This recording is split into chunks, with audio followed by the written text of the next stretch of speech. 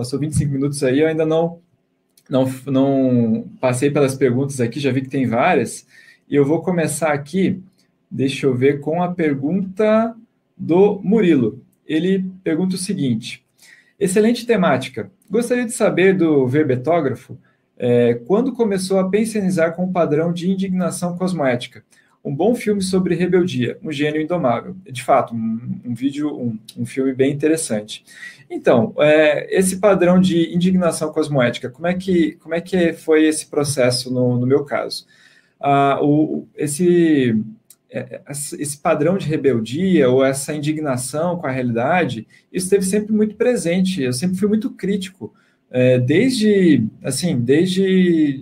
do começo da adolescência. Eu lembro, tem até um caso engraçado, assim, curioso.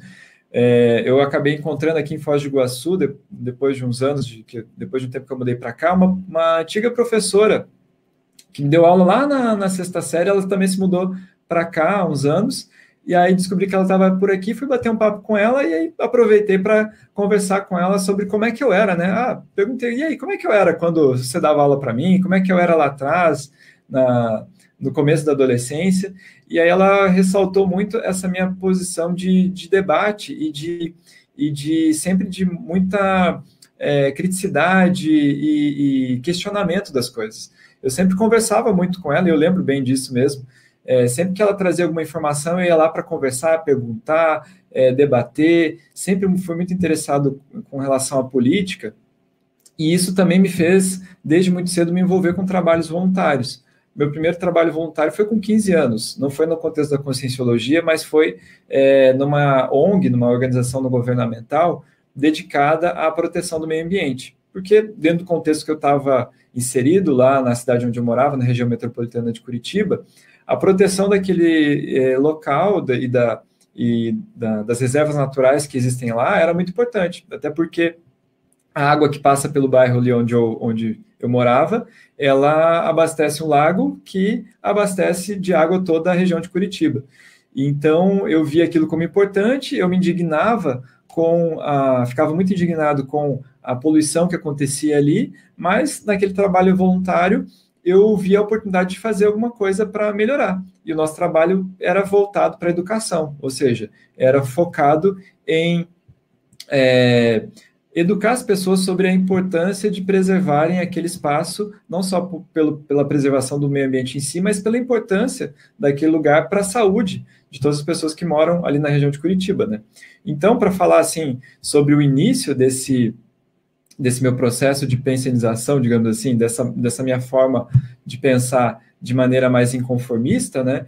Isso tá desde cedo. Agora, nem sempre eu fui maduro nesse processo. Eu também tive meus momentos assim de indignação, de achar que as coisas elas estavam completamente erradas, que a sociedade ela não ia para frente, e aí a minha postura dentro daquelas 4 formas de rebeldia que eu comentei lá no início, ela era muito mais a regressiva.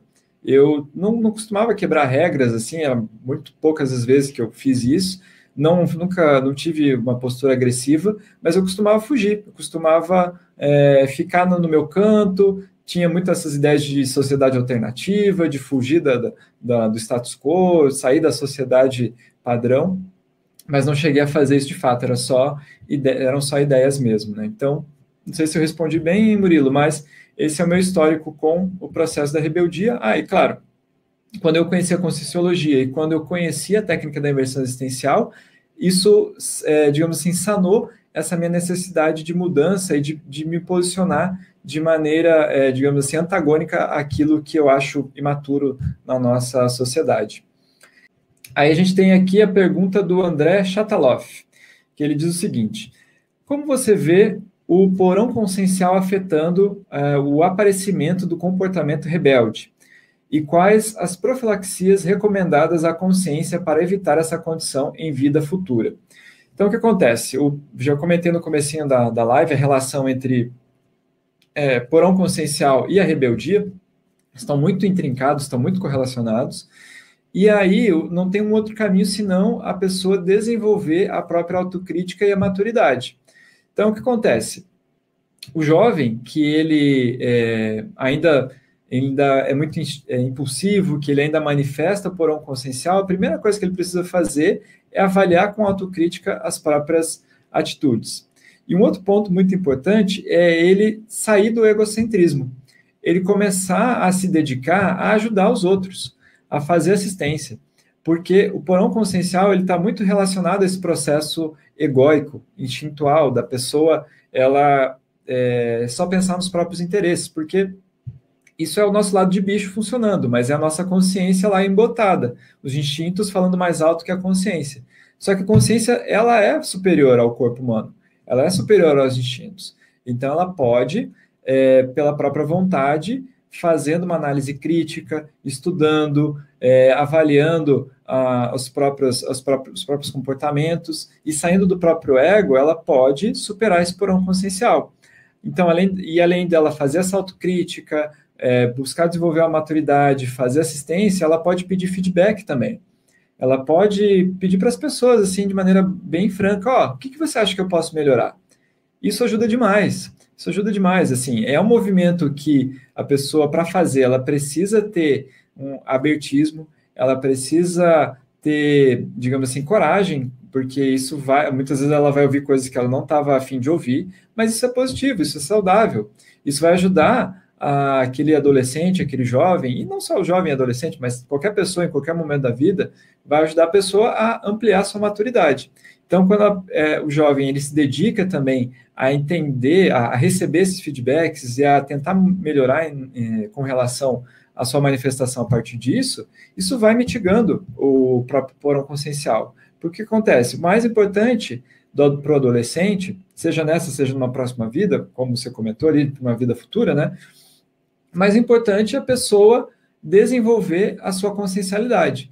E isso se desenvolve a partir da sua racionalidade, dos seus atributos conscienciais, da sua mental somaticidade, ou seja, a partir da intelectualidade, do estudo de si mesmo, do estudo do mundo, assim, do estudo generalizado. Então, um outro item para fechar essa questão, André, é a próprio autodidatismo. A pessoa que está sempre, desde jovem, estudando, pesquisando, ela não vai ser rebelde, ela vai começar a entender a realidade de maneira mais ampla, ela vai perceber que não faz sentido sair dando murro em ponto de faca, se revoltando com as coisas, que os processos, eles são, tanto das relações interpessoais quanto sociais, elas são complexas e que têm formas muito mais inteligentes de resolver os problemas do que simplesmente agredir, confrontar e coisas do tipo.